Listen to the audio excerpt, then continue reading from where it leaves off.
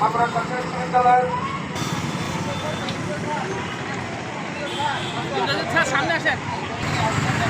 গতকাল শিক্ষা ভবনে আমাদের সহকর্মীদের উপর যে বর্বরচিত হামলা এবং নারী শিক্ষিকার উপরে যে হামলা চালানো হয়েছে, আজ তার প্রতিবাদ স্বরূপ সারা বাংলাদেশের সরকারি মাধ্যমিক বিদ্যালয়গুলোতে আমরা মানববন্ধন কর্মসূচি পালন করছি। বাতিল করতে হবে, অবিলম্বে প্রকল্পকে বাতিল করে আমাদের সরকারি মাধ্যমিক উচ্চ বিদ্যালয়ের সহকারী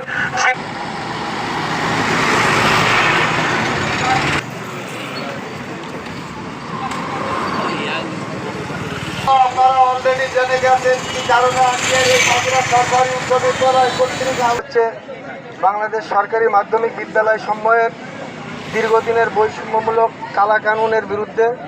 তার পাশাপাশি আমাদের প্রকল্প থেকে নিয়োগকৃত উপজেলা মাধ্যমিক শিক্ষক কর্মকর্তারা, নামধারী শিক্ষক কর্মকর্তারা যারা এদেশের বিস্তীর্ণ সমগ্র শিক্ষা ব্যবস্থার দুর্নীতির মূল হুতা পদগুলোতে দখল করতে চাই, আমরা কোনোভাবেই তা হতে দিতে পারি না।